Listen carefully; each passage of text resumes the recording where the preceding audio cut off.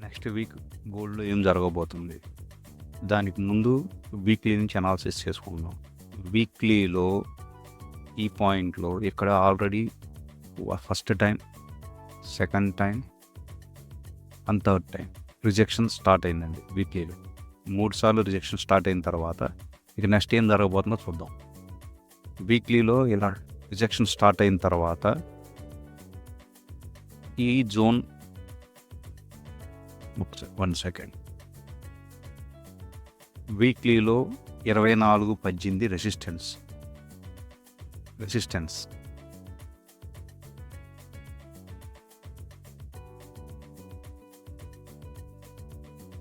వీక్లీలో 24.18 resistance అండి. అట్లానే support వచ్చేటప్పటికి వీక్లీలో 22.88 సపోర్ట్, 22.88 సపోర్ట్ అండి వీక్లీలో. వీక్లీ చూసుకున్న తర్వాత మనం నెక్స్ట్ డైలీలోకి వెళ్దాం. డైలీలో ఏం జరుగుతుంది? డైలీలో కూడా సేమ్ 3 స్టేజెస్లో రిజెక్షన్ స్టార్ట్ అయింది. ఎట్ ది సేమ్ టైం ఒకవేళ మార్కెట్ ఇంకా సైడ్ వేస్లోనే ఉంది, రిజెక్షన్ పార్ట్లో ఫేక్ బ్రేక్అవుట్ తెచ్చుకుంటే రిజెక్షన్ స్టార్ట్ అయింది. మార్కెట్ వీక్లీలో కూడా డైలీలో కూడా ఇలానే జరుగుతుంది. కాబట్టి మీరు 24.18 టు 22.88 మధ్యలో ఉన్నంతసేపు సైడ్ వేస్లోనే మార్కెట్ ఉంది, ఇంకా ఫైనల్ చేయలేదు. ఒకవేళ డైలీ కనుక 22.88 బ్రేక్అవుట్ అయి వస్తే కనుక ఈ జోన్ దాకా రాగలదు. ఇదే ఫైనల్ జోన్ అండి ప్రస్తుతానికి రిజెక్షన్ పార్ట్లో. తర్వాత దీని ప్రకారం మనం వీక్లీ నుంచి డైలీ అయిపోయింది. డైలీ నుంచి మనం 4 అవర్స్కి వద్దామండి. 4 అవర్స్లో కూడా ఇదే జరుగుతుంది.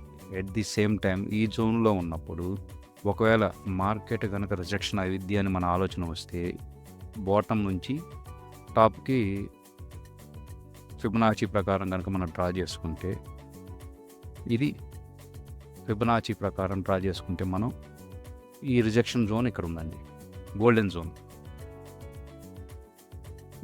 కూడా 21.52 అట్లా ఉందండి. ఇది ఒక పాయింట్లో నడుస్తుంది టోటల్ నుంచి. ఇది కాకుండా ఇంకొక ప్లేస్లో కనుక మనం కనుక ఫైండ్ చేసుకోగలిగితే ఈ బాటమ్ నుంచి కనుక ఇది బాటమ్ అనుకుని మనం కనుక ఫైండ్ చేసుకుంటే ఇక్కడ కూడా 22.33, 21.75 అండి. ఇది జోన్స్. ఈ జోన్ ప్రకారం మీరు ట్రేడ్ రిజెక్షన్ కనుక బై సైడ్ కనుక వస్తే ఈ ఏరియా నుంచి రిజెక్షన్ స్టార్ట్ అయ్యింది. కాబట్టి మీరు ఈ రిజెక్షన్ పార్ట్లో మీరు చూసుకోగలరు. ఈ 4 అవర్స్ ప్రకారం దీని ప్రకారం కనుక మీరు చూసుకుంటే కనుక ఇదే పరిస్థితి నడుస్తుందండి 4 అవర్స్లో కూడా. కాబట్టి మీరు 4 అవర్స్ ప్రకారం ట్రేడ్ చేసే వాళ్ళు ఎవరైనా సరే ఈ జోన్కి వచ్చిన తర్వాత సపోర్ట్ జోన్లో నుంచి బై చేయటం మొదలుపెట్టండి. మార్కెట్ ఇలానే నడిచిద్దండి ఎంతసేపు మీరు ఈ వారం కానీ నెల అయినా సరే ఈ బ్రేక్అవుట్ అయిన దాకా జియో పొలిటికల్ కండిషన్స్ ప్రకారం మనం ట్రేడ్ చేస్తూ ఉన్నంతసేపు ఇలానే నడిచిద్ది. కాబట్టి ఇలా అయిపోయిన తర్వాత నెక్స్ట్ మనం 1 అవర్లోకి వెళ్దామండి. 1 అవర్లో చూసుకుందాం. 1 అవర్లో ఏం జరుగుతుంది? 1 అవర్లో కూడా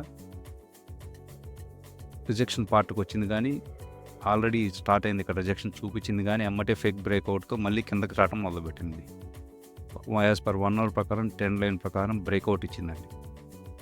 బ్రేక్అవుట్ ఇచ్చిన తర్వాత మార్కెట్ వస్తే రీటెస్ట్ చేసుకొని మళ్ళీ కిందకి రావడానికి ఛాన్స్ ఎక్కువ ఉందండి. బ్రేక్అవుట్ అయింది కాబట్టి రీటెస్ట్ చేసిన తర్వాత కిందకి వస్తుంది. జోన్ ఎక్కడ ఉందండి? 24.18 దాకా మళ్ళీ పైకి 24.31 దాకా పైకి వెళ్ళి మళ్ళీ వెనక్కి వస్తుంది. ఈ జోన్లో మీరు జాగ్రత్తగా ట్రేడ్ చేసుకోగలరు. ఈ జోన్స్ చూసుకొని బ్రేక్అవుట్ పక్కాగా చూసుకొని మీరు ట్రేడ్ చేసుకోండి. లేన్సో మీకు ఇబ్బంది పడతారు. ఇబ్బంది పడతామంటే జోన్స్ కనుక మీరు రెస్పెక్ట్ ఇవ్వకపోతే మీకు రిజెక్షన్ స్టార్ట్ అవుతాయి, మీరు లాస్లోకి వెళ్తానికి ఛాన్సెస్ ఎక్కువ ఉంటాయి. కానీ జోన్స్ చూసుకోండి, జోన్స్ చూసుకొని దాన్ని బట్టి ట్రేడ్ చేసుకోండి.